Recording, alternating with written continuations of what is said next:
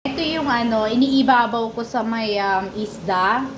Tapos yung mantika niya, yun yung ano, ina-apply ko dun sa isda kapag iihawin ko na siya para masarap. Meron siyang sili. Oh my God. Whew. Meron siyang sili, bawang, tapos maraming luya. Ayun, hindi ako naglagay ng sibuyas kasi yung employer ko, hindi pwede sa kanyang sibuyas dahil may IBS siya.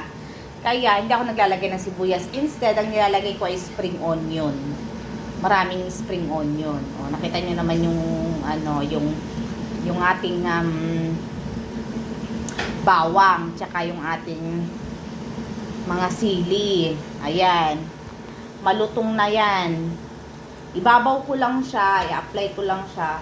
Masarap. Tapos nilalagay ko din siya sa loob ng isda, maliban sa kamatis. Ayan. Tapos, yung isda ay nilalagyan ko siya ng lemon at saka toyo. Ayun. Ni-applyan ko siya ng ganon. Ayan. Subukan nyo po, masarap. Ayun yung isda. Gusto kong bigyan yung aking katrabaho nito. Diba? Kasi last week, every week ako nagbibigay ng ganito sa amo ko. Every week ko siyang pinagluluto nito. Oh.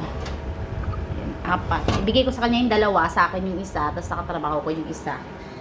Yun. At, ang tawag nga niya sa akin ay personal chef na daw niya ako. Sensya na kayo sa aking oven. Yun. Ito yung aking iibabaw mamaya.